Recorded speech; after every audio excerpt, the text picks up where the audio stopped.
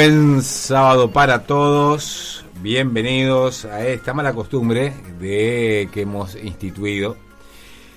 Bien, ¿cómo andan? Yo bien, lindo, el clima está lindo, ha salido el solcito. Y en todo sentido digo que está saliendo el solcito. ¿Por qué?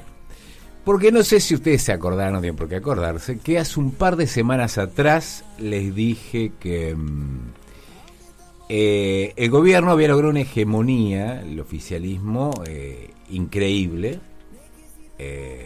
No sé, los oficialismos cuando están en un buen momento generan hegemonía, le pasó al kirchnerismo, salvo la alianza, la mayoría de los gobiernos, inclusive Alfonsín, todos han logrado, Menem, han logrado... Me voy a tocar una parte. Ahí está. Lograron una hegemonía. Bueno, este gobierno la había logrado. Esto a título personal y como historiador lo digo, nunca había visto tan contra las cuerdas el peronismo. Nunca. Pues estaba completamente atomizado por una cuestión de época. Y pasó esto hace... ¿Nos acordan? Hace un par de semanas decidieron meter la presa a Cristina. Y ahí es donde yo le dije que habían cometido un error fatal. Y que eso se habían autoinfligido no un tiro en la pierna, sino se habían dinamitado a sí mismos porque habían despertado un gigante dormido y que a partir de ese momento iban a perder la hegemonía.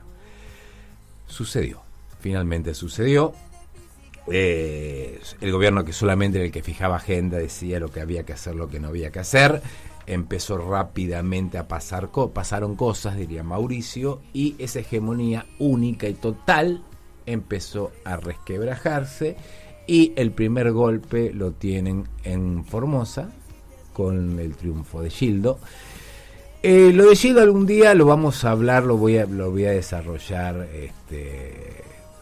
tranquilamente, pero voy a citar palabras de Guillermo Senefelder, otro profesor de historia que fue compañero mío en Rucci, formoseño, pues todos hablamos sobre Formosa y casi ninguno conocemos un formoseño. Bien, yo compartí años con un formoseño y él me decía siempre, Gildo es terrible, con Gildo no estamos bien, pero los que estaban antes eran peores y los que lo quieren sacar a Gildo aún peores que Gildo. Entonces eso explica el triunfo de Gildo y no que los formoseños son todos estúpidos, como nos hicieron creer y como nos gusta repetir desde el litoral y el centro de poder de la Argentina. Sin irme del tema, aparece lo de Gildo, aparece lo de Rosario, el triunfo de Monteverde, aparece el gobernador llorando la noche esa porque había ganado en toda la provincia y realmente había ganado en Beretta, Gato Colorado y Colonia Las Flores, había perdido realmente las ciudades más importantes. Esto se traduce en que un 25% más de votos sacó el peronismo, y así sucesivamente yo podría ir nombrando un montón de cosas que sucedieron a partir de ese hecho donde yo les dije, con toda humildad, que se había perdido la hegemonía. Bien. Esto llegó a un punto donde empezaron a pelearse entre las facciones del oficialismo a cielo abierto, y lo que es más terrible, que esa pelea fue terriblemente dura y se atendieron muy feos y sin ningún tipo de reparo. ¿Y a qué viene todo esto? El otro día vi algo. Y pasaron dos cosas que me llamaron claramente y sin lugar a dudas. Una es que se filtró que el primer mandatario usa pañales, porque le cuesta el control de esfínteres, algo que ya había dicho, ya se sabía, Cunio lo había dicho hace un año esto, que se perdía y que tenía ataques y no podía retener. Pero claramente ahora se hizo público y salió desde adentro, desde el oficialismo salió. Y otra cosa que a mí me llamó soberanamente la atención es lo de la marioneta.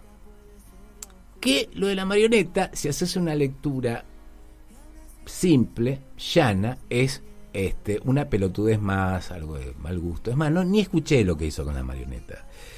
Pero me hizo acordar a Tinelli. Y ahí dije, para acá hay algo. porque no estaba el Gordo Dan o esos impresentables que lo que son es onanistas que gritan y por eso se sienten poderosos, sino estaba Fantino enfrente. Y todo podemos decir Villarcola, pero te aseguro que Fantino no es un pelotudo. Si aparece el presidente con una marioneta en lo de Fantino, estuvo pensado. ¿Y por qué lo linkeé con Tinelli? Tinelli se caracterizaba porque rompía el rating y tenía momentos de picos de rating, que era lo más desagradable. Cuando Tinelli empieza a temblequear en su poder, ¿qué hace? Exacerba eso para no perder rating.